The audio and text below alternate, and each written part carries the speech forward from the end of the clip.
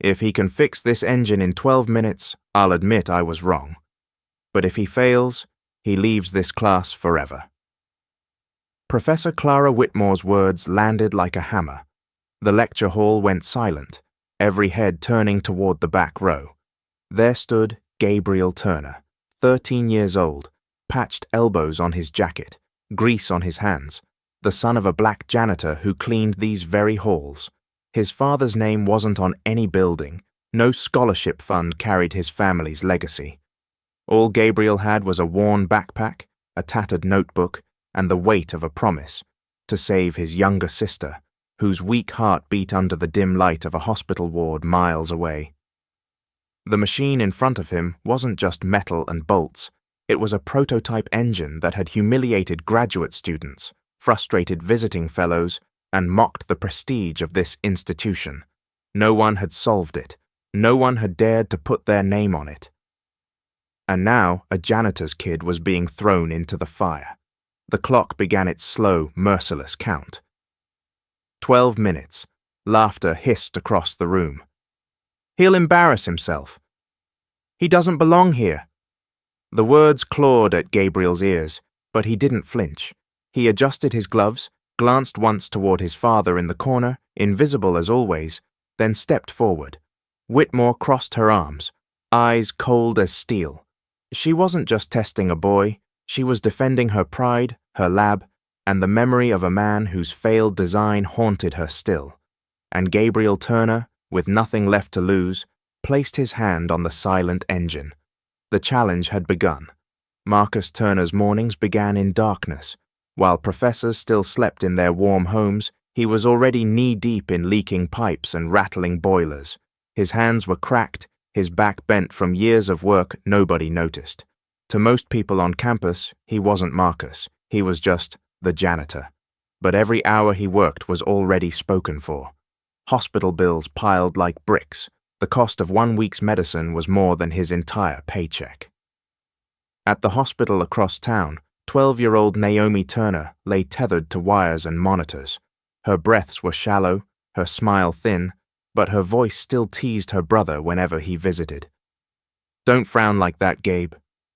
You look older than Dad." Gabriel always carried his notebook to her bedside, pages filled with piston sketches, oil flow diagrams, numbers scribbled into margins. Naomi traced the smudges with her fingers as if they were treasures. She didn't know he was mapping out survival, not doodling for fun. One night, when Marcus came home late, exhausted and silent, Gabriel showed him the admission letter again. "Full scholarship," he whispered, "if I prove myself."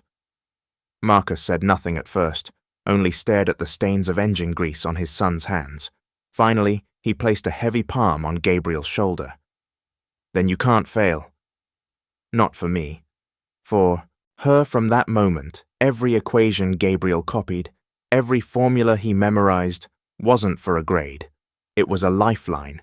Without Caltech, there would be no hope of surgery for Naomi, no escape from debts that clawed deeper every month.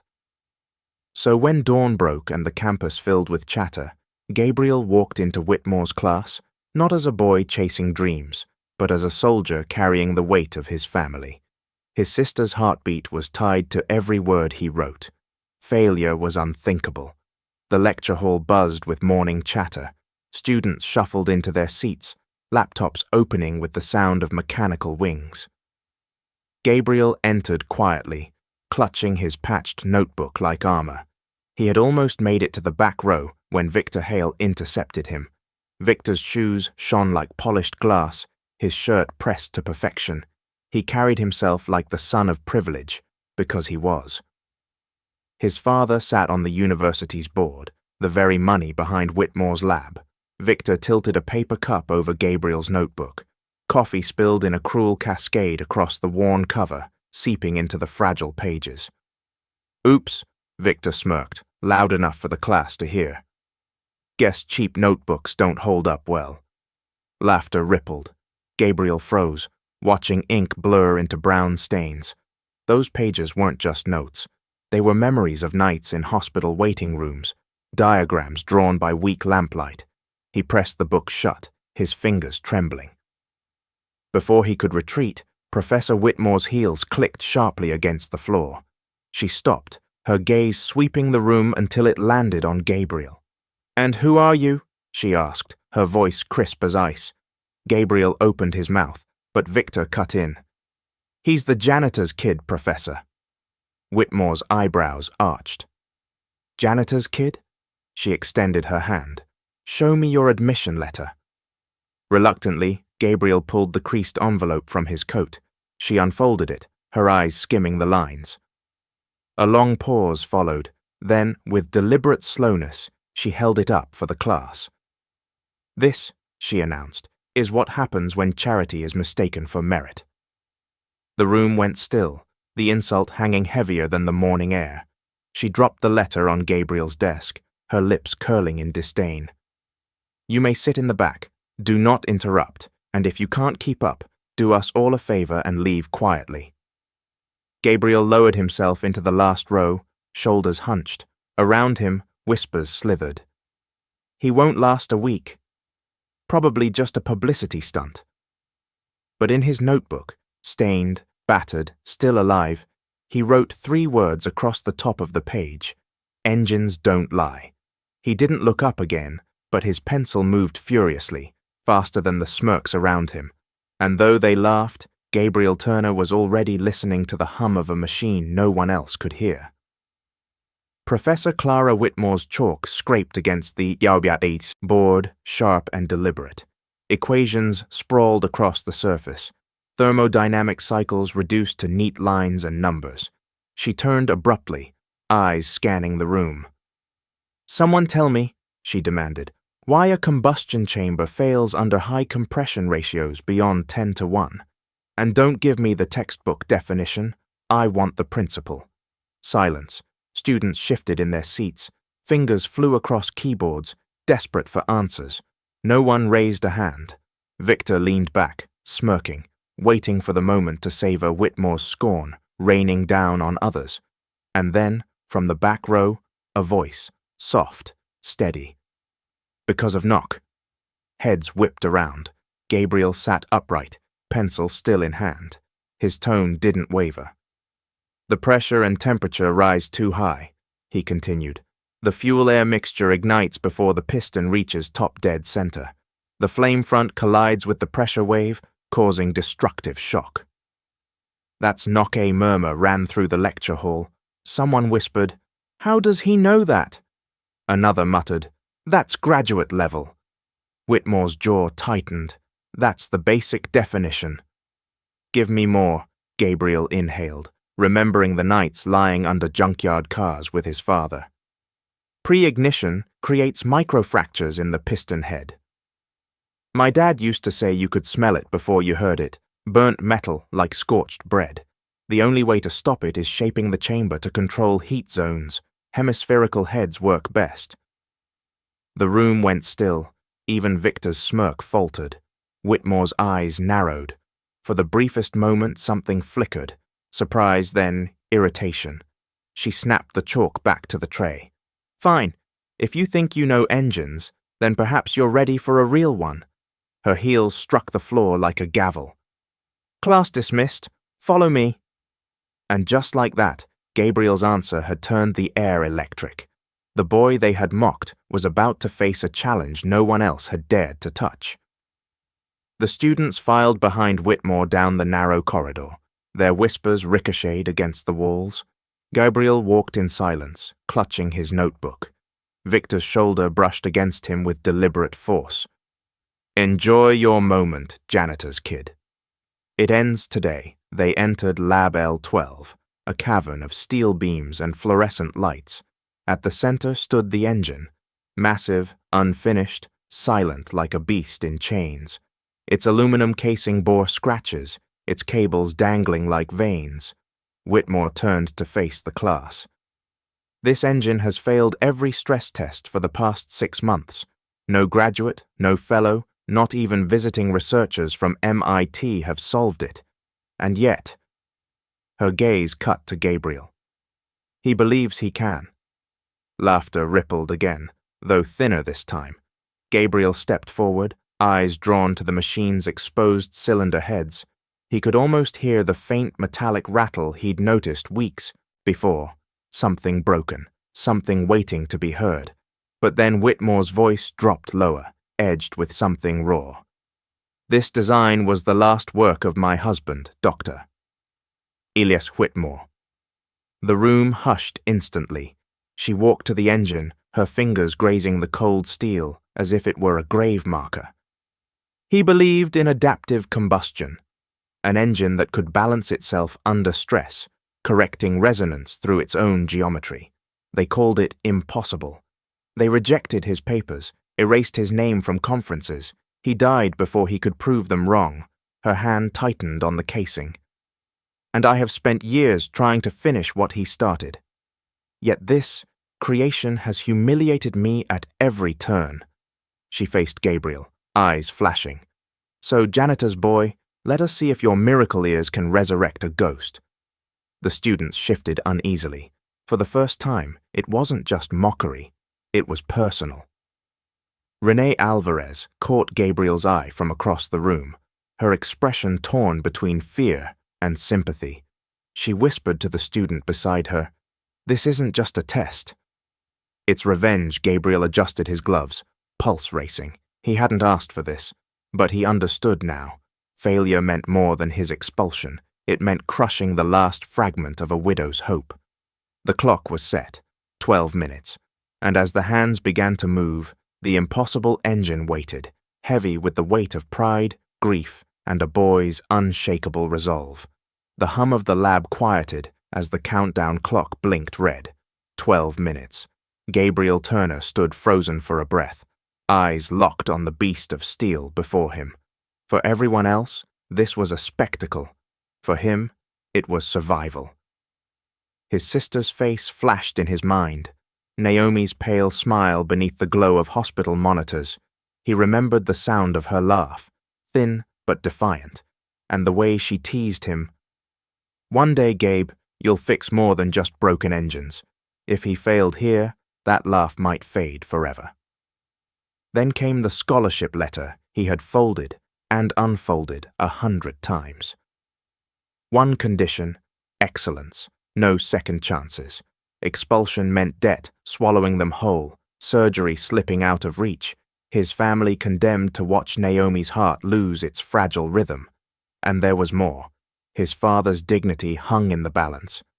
Marcus Turner had worked decades in silence, sweeping floors that professors walked across without ever seeing him. Every insult, every whispered "just a janitor," now echoed through this room. If Gabriel failed, it would confirm them all. Victor Hale leaned against the wall, arms folded, smirk cutting sharp. To him, Gabriel's humiliation would be entertainment. To Whitmore, it would be vindication. To the class, it would be proof that a boy born on the wrong side of campus gates never belonged here. Gabriel tightened his grip on his battered notebook. This was no classroom exercise, no charity stunt. This was his sister's life, his father's pride, and his own existence, balanced on the hum of an impossible engine. Failure meant erasure. Success meant rewriting everything. The clock ticked louder. 11 minutes, 57 seconds. Gabriel stepped forward. He wasn't just a boy anymore. He was the last line between despair and hope. The clock lit up red. 12 minutes. Gabriel Turner pressed his palms against the cold frame of the engine. He didn't speak, didn't rush. He leaned close, pressing his ear against the metal, listening. The room burst into muffled laughter. "Is he praying to it?" Victor Hale sneered. A chorus of chuckles followed. "He thinks listening will fix it." Gabriel ignored them. His father had taught him long ago. Machines whispered their truth to anyone patient enough to hear. He closed his eyes, tracing the faint tremor that pulsed through the casing. It wasn't random. It was a pattern, almost like a cough trapped in steel. Seconds ticked by. 11 minutes, 30 seconds. Professor Whitmore's heels tapped against the floor. "Well? Do you plan on staring until the clock saves you?" Gabriel didn't answer. He crouched, placing his hand near the oil pump housing, The faintest vibration pressed back. His mind raced, recalling diagrams scribbled in the margins of his notebook, the scent of burned metal from nights in his father's garage. Something here was wrong, subtle but fatal. The laughter grew louder. A student whispered, "He's wasting time." Another chimed in, "He'll be gone after today." But then, for the first time, Gabriel moved with certainty. He reached into his bag, pulled out a pencil stub, and began sketching a rough flow diagram on his notepad. Arrows, pressure points, weak zones, his pencil scratched with furious speed. 10 minutes remained. Sweat rolled down his temple, but his focus only sharpened. He looked up at the machine once more, eyes narrowing. The cough inside the metal had a name, and Gabriel was about to give it one. The class fell quieter, curiosity replacing mockery. For the first time, Professor Whitmore's gaze lingered not with disdain, but with the faintest glimmer of doubt.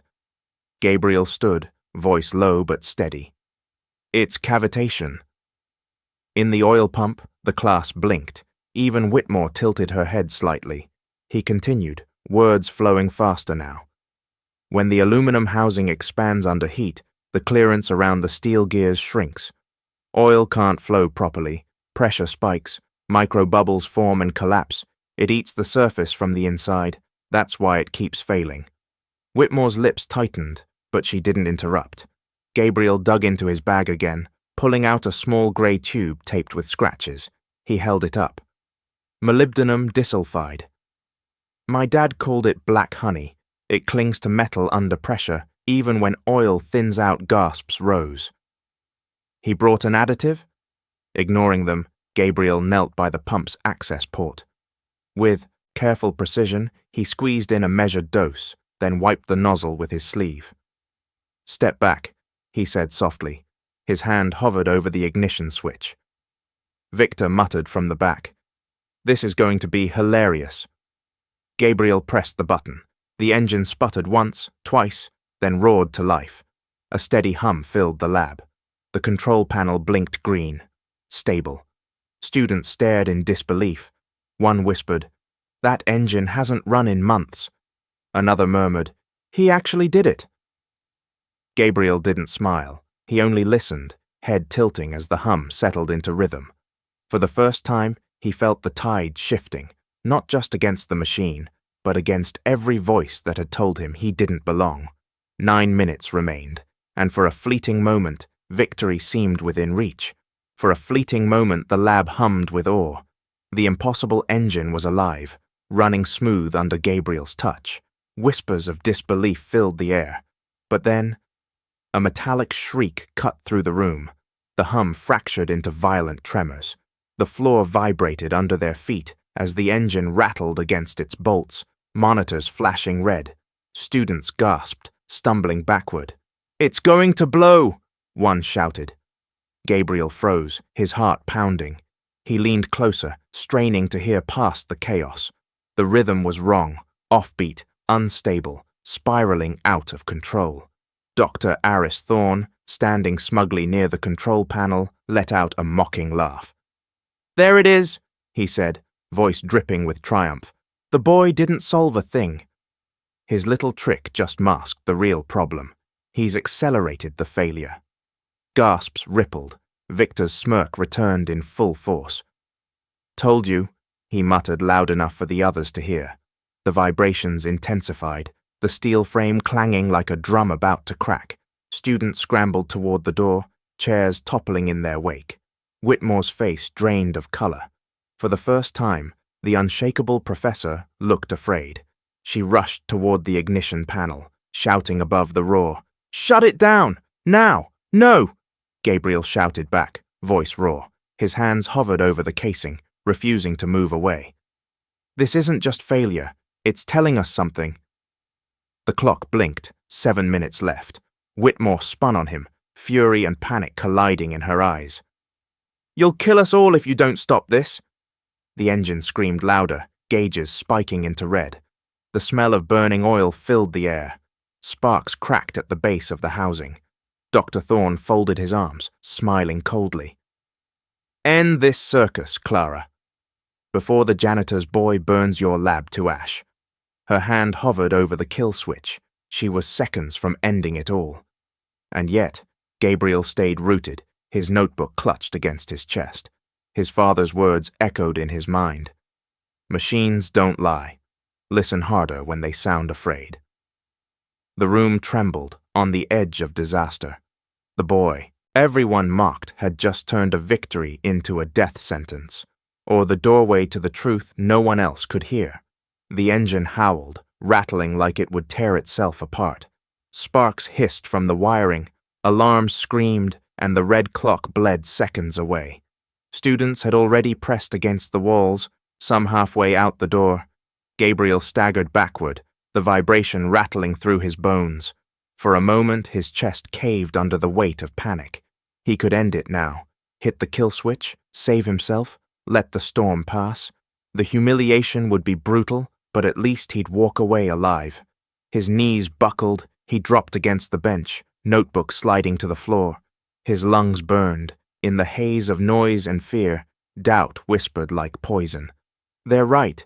You don't belong here. You're just a janitor's son pretending to be an engineer. The roar of the machine nearly drowned it out, until another voice surfaced, quiet, steady, his father's. Machines don't lie, Gabe. People do. A piston jams. A valve sticks. The truth is always there. You just need to listen. Gabriel's trembling slowed. He pressed his palms over his ears, blocking out the shouts, the alarms, the sneers. He lowered himself closer to the floor, eyes shut, focusing only on the rhythm of the beast. Beneath the chaos, he caught it, an uneven pulse, a hidden beat struggling to break free. The engine wasn't dying, it was calling. His mind snapped into focus. He remembered Naomi's thin laugh, Marcus's weary smile. Failure wasn't just embarrassment, failure was death. Gabriel pushed himself back up, snatched the notebook and scribbled furiously. Arrows, pressure lines, resonance curves. His pencil tore through the page. He lifted his head, sweat dripping down his face. His voice cut through the noise. It's not failing, it's fighting. If I stop it now, we'll never know what it's trying to tell us. Whitmore froze, her hand still over the switch. The boy's eyes burned with defiance. He wasn't begging anymore. He was declaring. The room hushed for half a breath, caught between destruction and revelation. The countdown showed 6 minutes left. Gabriel Turner chose to stand against the storm. While chaos thundered in Lab L12, Renee Alvarez slipped away. She wasn't laughing like the others, nor jeering with Victor. Something about Gabriel's defiance, the way he insisted the engine was fighting, gnawed at her. Machines didn't just explode without reason. She ducked into Professor Whitmore's office, the door left ajar in the scramble. The room smelled of dust, ink, and iron resolve. Filing cabinets lined the wall, stuffed with decades of reports. Renee's pulse hammered as she yanked open the drawer, labeled maintenance logs. The files were meticulous, every service date, every part replaced, until she reached the most recent folder. Her brow furrowed. The handwriting on the last entry didn't match the careful script she'd seen before. Numbers were overwritten, oil grades smudged, signatures blurred. One sheet had even been backdated, the ink still too fresh to be months old. Her fingers trembled as she flipped through. The same error repeated, cylinder 2 marked no irregularities. But Gabriel had heard something wrong from day one. Either he was a prodigy, or someone wanted the records to say otherwise. The realization hit her like a slap. Someone tampered with the logs. Renee's stomach churned. If the engine had been sabotaged, Gabriel wasn't walking into a fair challenge. He was walking into a trap. A floorboard creaked in the hall. She shoved the papers back, heart in her throat. Dr. Aris Thorne passed by, his shadow sliding across the frosted glass. His lips curved in a thin smile, eyes sharp like he already knew she'd found something. Renee's hands clenched. She couldn't prove it yet, but the truth was clear. Gabriel wasn't fighting an impossible machine. He was fighting sabotage, and time was running out. The countdown in the lab ticked closer to 0. The engine screamed louder, gauges slamming against red. Gabriel braced himself, scribbling notes even as the machine shook like it might rip the lab apart. "At the back, Doctor." Aris Thorne leaned close to Victor Hale. His voice was low, poisonous. "Do you want to prove yourself, Victor? Do you want them to remember your name, not his?" Victor's jaw clenched. "What are you suggesting?" Thorne's smile was thin.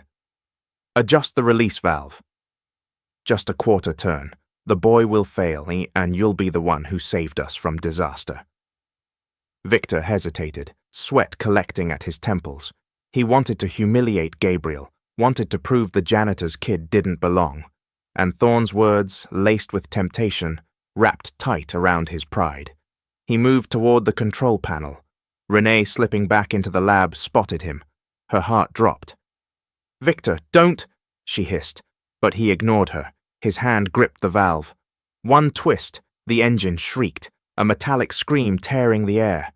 The hum collapsed into chaos, vibration rattling the walls. Flames spat from the exhaust, alarms blared, and glass shattered from the ceiling lights. Students screamed, scrambling for the doors, bodies colliding in panic. Whitmore lunged forward, shouting, "Step away! Are you insane?" Gabriel's eyes snapped to the valve, realization hitting instantly. "You'll blow it apart!" he shouted. Victor froze, horror dawning on his face, but it was too late. The machine convulsed violently, bolts straining. Sparks showered the floor. In one desperate motion, Gabriel hurled himself at the panel. He slammed the valve back, muscles straining against the pressure. The wheel burned his palms, but it moved, just enough. The engine steadied, still trembling, still angry, but no longer seconds from detonation. Silence crashed into the room like a wave. Victor staggered backward, pale, his bravado gone. Thorne, still in the shadows, only smirked, untouched by the chaos he had nearly unleashed. Students clung to the walls, breathless, faces pale. The impossible engine hadn't just threatened to fail. It had nearly taken them all with it. And for the first time, Gabriel realized this wasn't just a test of knowledge. It was war. One fought not only against machines, but against people who would rather see him burn than belong. The lab was chaos, smoke curling from wires, alarms screaming, students pressed against the doors in terror. The engine thrashed on its stand, bolts rattling loose, as if one more tremor would send it into a fiery explosion. Gabriel's hands burned from forcing the valve shut, but he didn't stop there. He dropped to his knees, crawling under the frame, ignoring the heat blasting against his face. His notebook flipped open on the floor beside him, pages fluttering like frantic wings. "Don't touch it!" Whitmore shouted. Her voice cracked for the first time, sharp with panic. But Gabriel didn't listen. He tightened a secondary coupling with his bare hands, gritting his teeth as the metal scorched his skin. Sparks spat inches from his head. One wrong move, and he'd be crushed or burned alive. Then, as if answering his defiance, the engine steadied. The vibrations slowed, the gauges slipped back from red into amber. The metallic scream softened into a rough but stable hum. Gasps rippled across the room. Students who had been halfway out the door stopped in their tracks, staring. Even Whitmore froze, her hand hovering over the kill switch she no longer dared to press. Gabriel crawled back out, coughing, face streaked with sweat and grime. His jacket sleeve was torn, palms blistered, but his eyes burned with fierce clarity. For the first time, the room was silent, not mocking, not jeering, but watching. Renee's voice broke the hush. He saved it."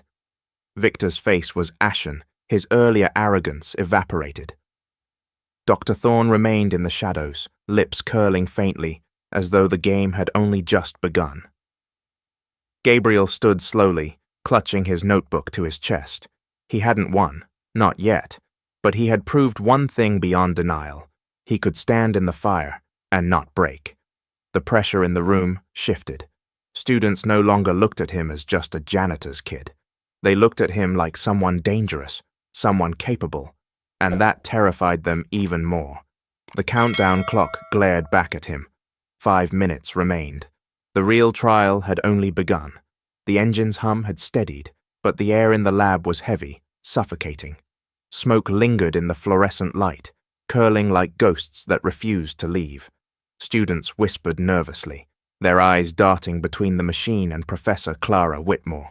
She stood rigid near the control panel, shoulders trembling. For years she had worn her authority like armor, but now that armor cracked. Her hand hovered above the kill switch, not out of discipline, but desperation. "This ends here," she said at last, her voice hoarse. "I won't let this thing take another piece of me." The students glanced at each other, confused. Gabriel froze where he stood, his notebook clutched to his chest. He had expected Whitmore's scorn, her fury, but not this raw collapse. Whitmore's eyes locked on the machine, but they weren't seeing bolts and pistons. They were seeing memories, blueprints sketched late at night, laughter across a drafting table, the spark of a dream shared with a man long gone. "My husband designed this engine," she whispered, barely audible. "They mocked him, called it unstable, said he was chasing ghosts. I thought I could finish it, prove them wrong." Her voice cracked. "But it's broken. And maybe, so am I." The room fell silent. Even Victor looked unsettled, shifting uncomfortably under the weight of her confession. Whitmore pressed her palm flat against the kill switch. "No more experiments, no more failures. I'll seal this project, permanently. Let it die with him." Gasps broke the hush. Renee stepped forward as if to speak, but stopped. Gabriel's heart pounded. He saw in her eyes not just anger, but grief, years of carrying a legacy that had consumed her. And if she shut it down now, everything he had fought for, his scholarship, his sister's hope, his father's pride, would be erased in a single motion. The clock ticked down mercilessly. 4 minutes, 50 seconds. Gabriel tightened his grip on the notebook, torn between respect for her pain and the fire in his own chest. Machines didn't lie, and this one wasn't done speaking. Gabriel sank onto the cold floor, the roar of the machine still ringing in his ears. His hands shook, blistered from heat and strain. The notebook slipped from his grasp, pages fanning out across the concrete like scattered feathers. For the first time since stepping into that lecture hall, he felt the weight of defeat crush him. He buried his face in his hands. "What am I doing here?" The voices came back, Victor's mocking laugh, the students' jeers, Whitmore's cold dismissal. "This class isn't for Janitor's kids." Every insult stacked like bricks on his chest. He thought of Naomi, her frail body hooked up to monitors, her smile that had always carried more courage than his own. What would he tell her now? That he had listened, fought, and still failed, that the scholarship was gone, that hope was slipping like sand through his fingers? The thought hollowed him. His throat burned. For a terrifying moment he wanted to let go, walk out, let the machine consume itself, let the world decide that he didn't belong. He pressed his forehead to the notebook lying open on the floor. On the page were his messy sketches, arrows pointing to equations he barely understood. Scrawled across the margin was a phrase his father had written years ago in bold block letters. "Machines. Don't lie. Listen harder." His chest tightened. Tears blurred his vision. Gabriel whispered into the noise, "But what if I can't hear it anymore?" The engine groaned behind him, struggling like a wounded animal. It wasn't dying. It was asking to be understood. Gabriel lifted his head slowly. Doubt still gnawed at him, but another voice stirred. Marcus's steady words, Naomi's stubborn smile.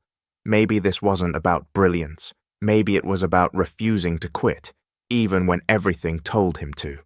The clock glared. 3 minutes left.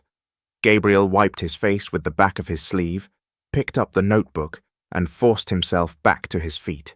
His hands trembled, but his resolve sharpened. If the machine was still fighting, then so was he. Gabriel's legs nearly buckled again, but a firm hand caught his shoulder. He turned, and there stood Marcus Turner, still in his janitor's uniform, coveralls dusted with chalk and grease. No announcement, no ceremony.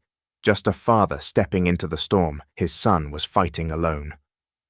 Marcus's eyes swept the lab, lingering on the rattling engine, the panicked students, the flashing red numbers on the countdown. Then he looked at Gabriel, really looked at him, sweat-streaked, trembling, eyes wide with despair. "Dad!" Gabriel's voice cracked. "I can't fix it." Not this time. Marcus crouched down, gripping his son's blistered hands. His voice was low, steady, the kind of voice that could quiet storms. "You're listening to its pain, son. But pain is loud. It drowns everything out." He paused, his thumb brushing the torn skin of Gabriel's palm. "What you need to hear is its fear." Gabriel blinked, confused. "Fear?" Marcus nodded. "Machines fear the same thing people do, being pushed too far, too fast. When they're scared, they rattle, scream, fight back. Not because they want to quit, but because they're begging for balance." His eyes glistened, but his voice never broke. "Don't just listen to what's breaking. Listen to what it's afraid of becoming." The words hit Gabriel like a spark in the dark. His chest tightened, not from panic this time, but from recognition. He thought of Naomi's fragile heart, of the way she laughed through fear every single day. He thought of his father, hands raw from decades of silent work, carrying pride no one else cared to see. Machines didn't lie, and maybe, just maybe, their fear was the purest truth of all. Tears burned in Gabriel's eyes, but his voice steadied. "If it's afraid, then I can guide it." Marcus squeezed his shoulder, firm and proud. "That's my boy." The clock glared. 2 minutes, 30 seconds. Gabriel rose, his father's words anchoring him. The engine roared, but now he heard it differently, not as a monster defying him, but as a wounded creature asking to be led through its fear. And he would answer. Gabriel steadied himself, Marcus's words echoing in his chest. The Aiui. Engine rattled so violently, the metal stand groaned under its weight. Students clung to the walls, their fear rising with every shudder. But Gabriel's eyes narrowed, his ears tuning past the chaos. He crouched again, pressing his palm to the casing. The vibration coursed through him, not random, not chaotic. It pulsed in rhythm, like a drumbeat out of sync, only because something was holding it back. His mind raced. Every lecture note, every diagram, every whisper of his father's advice collapsed into one truth. The machine wasn't breaking apart. It was trying to find balance. The rattling wasn't a flaw. It was the design. Gabriel's breath caught. "It's not failing," he whispered, almost to himself. "It's searching." Renee, who had slipped closer, heard him. "Searching for what?" Gabriel's pencil darted across his notebook, scrawling jagged lines of resonance curves. "A natural frequency. It's meant to shake, just enough to self-correct, but something's blocking it from reaching that point." Whitmore's eyes widened, the color draining from her face. Her voice was brittle. "No, that's impossible. My husband, he—" Gabriel looked up sharply. "He built it to listen to itself." The instability isn't weakness, it's protection. The shake is the way it balances, like a tightrope walker swaying before finding center. The room froze, silence pressing down heavier than the machine's roar. Even Dr. Thorne's smirk faltered. Gabriel slammed his notebook shut. "It's not broken." "You've all been trying to silence it, when what it needs is space to complete the cycle." The realization rippled like shockwaves. Students exchanged stunned glances, disbelief cracking into awe. Whitmore staggered back, clutching the edge of the table. Tears welled in her eyes. For years she had cursed the violent shaking as proof her husband's dream was doomed. Now this boy, the janitor's son, had reframed it as genius. The truth settled like lightning. The engine's flaw had been its hidden brilliance all along. Gabriel's chest heaved, His time was nearly gone, but now he wasn't afraid. The machine wasn't his enemy. It was his ally, waiting to be freed. The clock screamed, 1 minute, 40 seconds, and for the first time, the impossible engine no longer looked like a monster. It looked like destiny. Gabriel steadied himself, Marcus's words echoing in his chest. The engine rattled so violently, the metal stand groaned under its weight. Students clung to the walls, their fear rising with every shudder.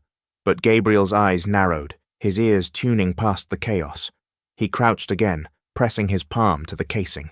The vibration coursed through him, not random, not chaotic. It pulsed in rhythm, like a drumbeat out of sync, only because something was holding it back. His mind raced, every lecture note, every diagram, every whisper of his father's advice collapsed into one truth. The machine wasn't breaking apart. It was trying to find balance. The rattling wasn't a flaw, it was the design. Gabriel's breath caught. "It's not failing," he whispered, almost to himself. "It's searching." Renee, who had slipped closer, heard him. Searching for what? Gabriel's pencil darted across his notebook, scrawling jagged lines of resonance curves. A natural frequency. It's meant to shake, just enough to self-correct, but something's blocking it from reaching that point. Whitmore's eyes widened, the color draining from her face. Her voice was brittle. "No, that's impossible. My husband, he—" Gabriel looked up sharply. "He built it to listen to itself. The instability isn't weakness, it's protection. The shake is the way it balances, like a tightrope walker swaying before finding center." The room froze, silence pressing down heavier than the machine's roar. Even Dr. Thorne's smirk faltered. Gabriel slammed his notebook shut. "It's not broken. You've all been trying to silence it, when what it needs is space to complete the cycle." The realization rippled like shockwaves. Students exchanged stunned glances, disbelief cracking into awe. Whitmore staggered back, clutching the edge of the table. Tears welled in her eyes. For years she had cursed the violent shaking as proof her husband's dream was doomed. Now this boy, the janitor's son, had reframed it as genius. The truth settled like lightning. The engine's flaw had been its hidden brilliance all along. Gabriel's chest heaved. His time was nearly gone, but now he wasn't afraid. The machine wasn't his enemy. It was his ally, waiting to be freed. The clock screamed, 1 minute, 40 seconds, and for the first time, the impossible engine no longer looked like a monster. It looked like destiny. Just as the lab reeled from Gabriel's shocking revelation, the door slammed open. Renee Alvarez burst inside, clutching a folder so tight the edges had bent in her grip. Her chest heaved, her eyes burning with urgency. "Stop!" she shouted, her voice slicing through the chaos. "This engine was never given a fair chance." Heads turned. Professor Whitmore stiffened. Gabriel froze mid-breath. Dr. Thorne's smile flickered. Renee strode forward, dropping the folder onto the nearest desk. Papers spilled out, maintenance logs, signatures, records. "These files are lies." Someone rewrote the service history. Cylinder 2 didn't pass inspection. It was flagged months ago, but the report was erased. Gasps rippled. Students crowded closer, peering at the smudged ink and mismatched handwriting. Whitmore snatched up a sheet, her face paling as she traced the forged initials. This isn't mine." Her voice trembled with rage. Renee's gaze cut across the room, pinning Thorne. "It was deliberate. Someone wanted the machine to fail, no matter who worked on it." She lifted another page, the backdated entry so fresh the ink still gleamed. "And I think we all know who had the most to gain." Silence fell like a hammer. All eyes swung to Dr. Aris Thorne. For a heartbeat, he didn't flinch. Then his smirk returned, cool and venomous. "Baseless accusations from a frightened student. You think anyone will believe you over me?" But Victor shifted uneasily, remembering Thorne's whispered encouragement. Students murmured, doubt crawling into their faces. Renee's voice didn't waver. "We don't need belief. We have proof." She slammed her hand on the folder. Every signature, every altered log, it's all here. Gabriel wasn't fighting an impossible design. He was fighting sabotage. Whitmore's jaw clenched, fury and grief warring in her eyes. For the first time, she turned on her colleague. "You," she whispered, "you sabotaged my husband's legacy." The engine throbbed behind them, still unstable but alive, echoing the weight of her words. Thorne's smirk faltered. The room wasn't with him anymore, and Gabriel. His pulse raced. At last, the truth was surfacing. The engine shook with violent rhythm, but Gabriel no longer flinched. He understood now. This was not collapse, but the pathway to balance. He prepared to act, but before he could, the lab doors slammed open. Renee Alvarez burst inside, clutching a stack of crumpled files against her chest. Her face was flushed, eyes blazing with urgency. "Stop!" she cried, her voice slicing through the chaos. Everyone turned. Even the engine's roar seemed to dim for a breath.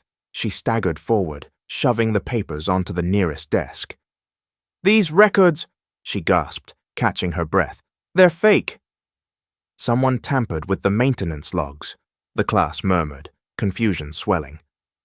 Whitmore snatched up a sheet, scanning the smeared numbers, the overwritten signatures. Her expression hardened. "Who?" Renee's eyes locked across the room. Dr. Thorne, a gasp spread like fire. Students turned toward the professor in the shadows. Thorne remained perfectly still, lips curling into his familiar smirk. Whitmore's voice shook. "Is this true?" Thorne shrugged, unbothered. "What difference does it make?" The engine was doomed from the start. If this boy wants to play mechanic, let him burn with it. Renee slammed her palm against the desk. "No! You sabotaged it so no one would ever see the design succeed. You wanted her lab, her funding, all of it." The words cracked the room open. Gasps, whispers, outrage. Victor paled, realization dawning that he had been a pawn. Gabriel's eyes never left the engine. The revelation only deepened his resolve. This machine had been silenced by lies, just like him. Now both truths demanded to be heard. Whitmore's hand trembled over the logs, her world tilting. For years she had doubted her husband's genius. But if Thorne had tampered all along, then the real failure had never been the design. Her gaze shifted to Gabriel, a silent plea. The clock ticked down. 1 minute left. Renee's voice rang clear. "It's not the machine that's impossible. It's the people who wanted it destroyed." And with that, all eyes turned to Gabriel. The room crackled with tension, every eye darting between the tampered records. "Doctor," Thorne's cold smirk, and the engine still growling on the stand. The countdown bled seconds. Gabriel stood rooted, sweat dripping down his temples. His notebook clutched so tightly, the edges cut into his palms. For a long moment, Clara Whitmore said nothing. She stared at the forged documents, her lips trembling, her chest rising and falling like a woman wrestling ghosts. The memory of her husband's sketches, his laughter, his unwavering belief, all of it surged back like a tide she had dammed for years. Then she looked at Gabriel, not at his frayed jacket or blistered hands, not as the janitor's son intruding where he didn't belong, but at the boy who had heard the machine's truth when no one else dared to. "Gabriel," she said. The name rang sharp in the smoke-filled lab. Not Turner, not boy, not janitor's kid. Gabriel. Heads turned. Gasps flickered. Whitmore stepped forward, her voice low but steady. "You're right. The engine isn't broken. It's been silenced, and I was too blinded by grief to see it." She swallowed, her gaze flicking briefly toward Thorne. "I doubted my husband's design. I doubted myself. And I doubted you." Gabriel's chest tightened, the weight of years of scorn pressed against this single fragile moment. Whitmore reached out, placing her hand not on the kill switch, but on the edge of his battered notebook. "But not anymore. You're the only one who can finish this. Do it." The class erupted in whispers, stunned at her words. Victor's mouth fell open. Renee exhaled in relief, her eyes shining. For the first time, Gabriel felt the burden shift. The professor who had mocked him, dismissed him, tried to cast him out, was now placing her faith in him, openly, before everyone. The clock screamed 45 seconds. Gabriel straightened, fire in his chest. The world might still doubt, the machine might still fight, but he wasn't alone anymore. Whitmore's voice rang again, firm and commanding, but this time with respect. "Gabriel Turner, save my husband's engine." The clock screamed down the final half-minute. The lab was a storm of smoke, alarms, and hearts beating too fast. Students huddled near the walls, eyes fixed on the impossible scene unfolding before them. The engine thrashed like a beast chained too tightly, its casing shuddering with every violent rattle. Gabriel stood in the center, his notebook under one arm, sweat streaming down his face. His hands trembled, but his eyes were steady. Whitmore's voice had cut through the haze, her trust heavy as iron. "Gabriel Turner, save my husband's engine." He exhaled, long and slow. The truth burned clear now. This wasn't about suppressing the shaking, it was about freeing it. "Everyone thinks the shake means failure," Gabriel muttered, almost to himself. "But it's begging for balance. And to get there, I have to push it further." Renee's eyes widened. "Further?" "Gabriel, it's already tearing itself apart." But he was already moving. He slipped on his scorched gloves, darted to the control panel and scanned the gauges. Pressure maxed in red, temperature spiking, oil flow uneven. One wrong adjustment and the engine would explode, leveling the room.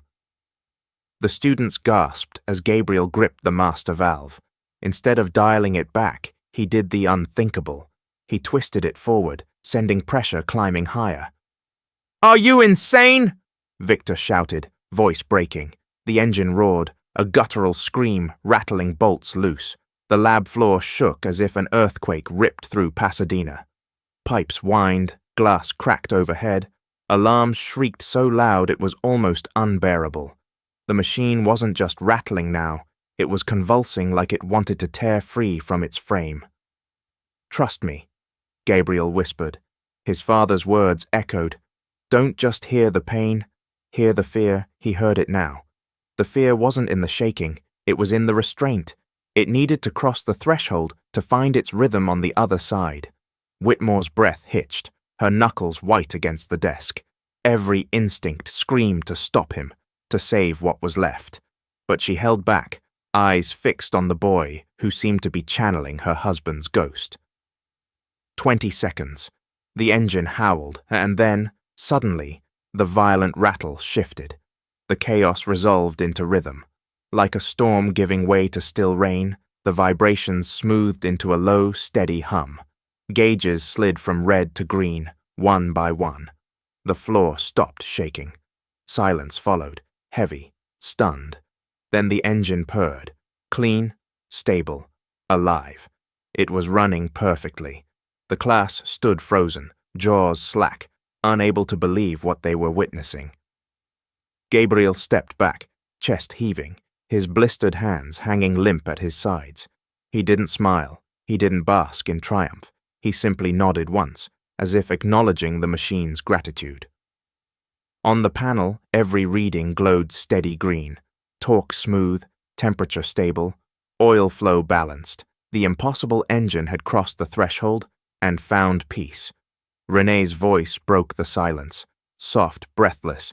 He did it!" Students erupted in cheers, clapping, some crying from the release of terror. Victor staggered back, face pale, shame carved deep into his features. Whitmore stepped forward, tears slipping silently down her cheeks. She touched the warm casing of the engine, then turned to Gabriel. For the first time in years, her voice trembled with reverence. "You didn't just save my husband's design. You gave it life." Gabriel lowered his head. "I just listened." The clock hit 0. But for the first time, no one feared it. The engine's hum filled the lab, low and steady, like a heartbeat returned from the dead. No alarms, no smoke, just balance. For a moment, no one breathed, afraid that even the sound of lungs might break the fragile miracle. Then the dam burst. Students erupted, some clapping, others shouting, a few simply staring with tears in their eyes. The fear that had gripped them minutes ago flipped into awe, leaving the room trembling in a different way now. Renee covered her mouth with both hands, her eyes brimming. The tears spilled anyway, hot and unstoppable. She had fought to believe in Gabriel, but seeing it happen, seeing the impossible engine purr under his touch, overwhelmed her. She whispered, voice shaking, "I knew you could, but I never imagined this." Across the room, Victor Hale stood frozen, his lips parted, but no words came. The smirk that had lived on his face since the semester began was gone, replaced by a hollow silence. His fists unclenched slowly, the weight of shame bending his posture. For once, he wasn't the loudest voice in the room. He was the quietest. Whitmore stepped forward, her heels clicking softly against the tile. Her hand brushed the warm casing of the engine, lingering like a widow's touch against a long-lost love. Her eyes shone, and when she spoke, her voice was barely more than a breath. "You helped me hear him again," she whispered. The words sliced through the noise, silencing even the cheers. The students turned, stunned, as Whitmore's walls crumbled in public for the first time. Her grief was naked, but so was her gratitude. Gabriel lowered his gaze, humbled. He didn't bow or smile. He simply stood, steady as stone, notebook still clutched in his blistered hand. The engine's hum continued like an anthem, louder than applause, more powerful than any lecture. It wasn't just a machine running, it was redemption made real. Grief turned into music, silence transformed into truth. For the first time, the janitor's kid wasn't invisible. He was undeniable. The jubilation in the lab had barely settled when the door burst open again. A cluster of faculty members and 2 board representatives rushed inside, drawn by the alarms and the rumors spreading like wildfire across campus. Their eyes landed first on the humming engine, alive, stable, and then on the faces of the students, flushed with disbelief. "What happened here?" one of the board members demanded. Whitmore didn't hesitate. She lifted the tampered files Renee had uncovered and thrust them forward. "What happened," she said sharply, "is sabotage. Deliberate, calculated, and signed under Dr. Aris Thorne's name gasps ricocheted around the room. All eyes snapped to Thorne, who stood stiff, arms folded, as if bracing against a verdict he already knew was coming. One faculty member seized the papers, scanning the forgeries. "These logs, falsified, maintenance reports, altered test data. This is fraud," Thorne's smirk faltered. "You have no proof Renee's voice cut him off, strong and unwavering. "I found the originals in your office." Hidden under a false drawer, she held up another file, this one stamped with dates that contradicted the forged logs. The board members exchanged grim looks. "Dr. Thorne," one said, his tone cold, "you will face immediate investigation. Effective now, you are suspended from all research and teaching privileges." The lab erupted again, not with fear, not with awe, but with justice. Students murmured in shock, some with anger for having been deceived, others with relief that the truth had surfaced. Victor stared at Thorne, realization crashing over him. He had been manipulated, used as a pawn, his face drained of color, and for the first time he looked smaller than Gabriel. Whitmore's eyes burned into Thorne. "You tried to bury my husband's legacy for your own gain. You tried to break this boy before he could rise, but truth has a way of surviving sabotage." Thorne's jaw clenched, but no words came. He was led out under the board's gaze, his reputation crumbling faster than the lies he had built it on. And in the silence that followed, the engine kept humming, a living witness to both betrayal and vindication. The echoes of Thorne's disgrace still lingered when silence reclaimed the lab. The students shifted uneasily, their eyes moving between Gabriel, still standing steady beside the humming engine, and Victor Hale, whose face betrayed a storm of emotions. For weeks, Victor had mocked him, spilled coffee over his notebook, dismissed him as nothing more than a charity case. Yet now, in the wake of truth, Victor's arrogance seemed brittle, cracked beyond repair. He swallowed hard, then stepped forward. The shuffle of his polished shoes against the tile drew every gaze. The smirk was gone, replaced by something heavier: shame. "I owe you all the truth," Victor began, his voice lower than anyone had ever heard it. "I let myself be blinded by my father's expectations, by Dr. Thorne's lies, and by my own pride." His eyes flicked toward Gabriel, then lingered there. "I thought mocking him would prove my worth. But the only thing it proved was how small I was." Gasps rippled through the students. Victor Hale, the untouchable heir, admitting weakness? It was unthinkable. He turned fully to Gabriel now, no longer hiding behind bravado. "You saved this engine.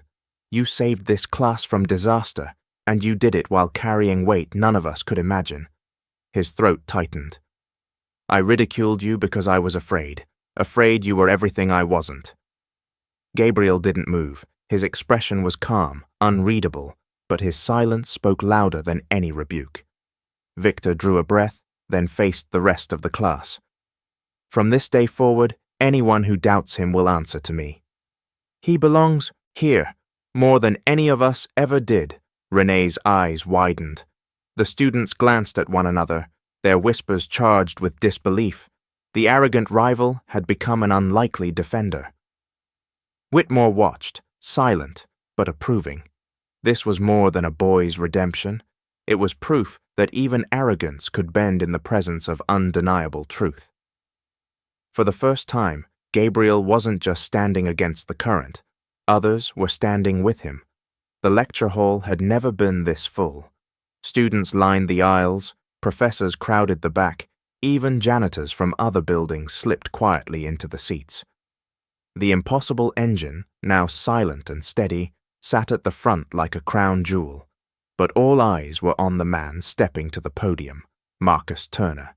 He wore no lab coat, no suit, just his work boots and faded coveralls, cleaned as best he could. His calloused hands gripped a single object, a rusted wrench, polished only by years of use. The room hushed, waiting. Marcus raised the wrench high, the steel catching a shard of light. His voice was steady, deep, carrying the weight of every night he'd mopped these floors unseen. "This," he said, "has been my tool for decades. I've fixed boilers, patched leaks, and kept lights burning with it. But a wrench isn't just for turning bolts." He paused, lowering it slowly.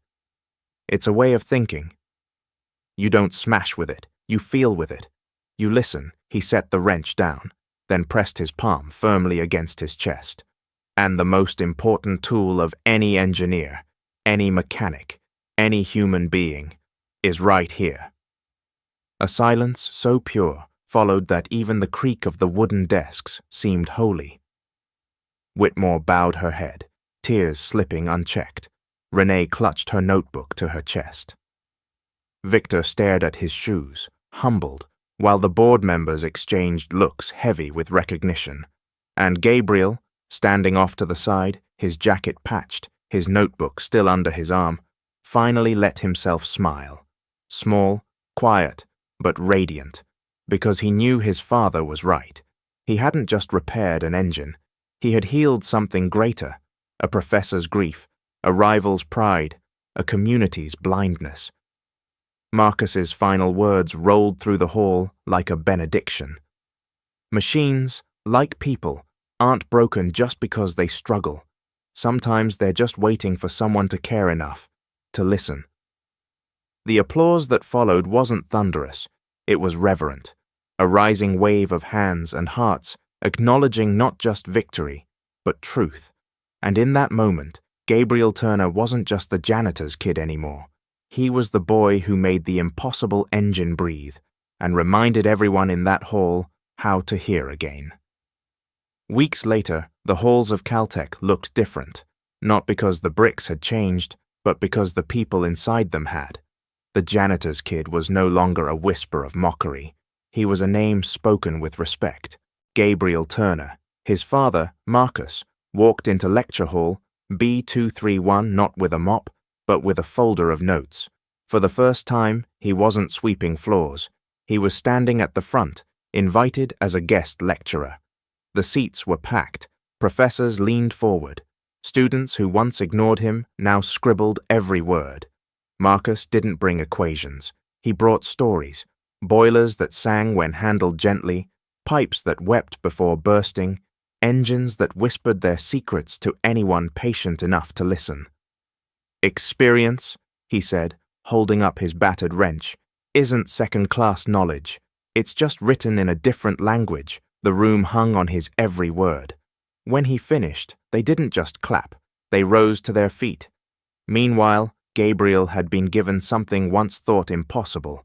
His own lab space. Lab 4A, his name etched on the door. Inside, blueprints filled the walls. Pistons and valves lay neatly arranged. And at the center stood a prototype unlike any other. He called it the listening engine. Not because it was perfect, but because it breathed like a living thing, humming steady when tuned with care, rattling only to warn, teaching its builder patience. Gabriel worked on it late into the night, pencil smudges on his hands, his father's notebook always open beside him. René often stopped by, bringing coffee, sometimes just sitting quietly as he tested parts. Even Victor came once, silent, humbled, to hand Gabriel a set of precision tools without a word. Professor Whitmore visited too. She didn't give instructions. She just stood at the doorway, listening, the same way Gabriel had once done. And when their eyes met, there was no scorn, no barrier, only respect. The story didn't end with applause. It ended with something quieter, more enduring. The hum of an engine built by hands once dismissed, guided by wisdom once overlooked. Because genius doesn't always wear a lab coat.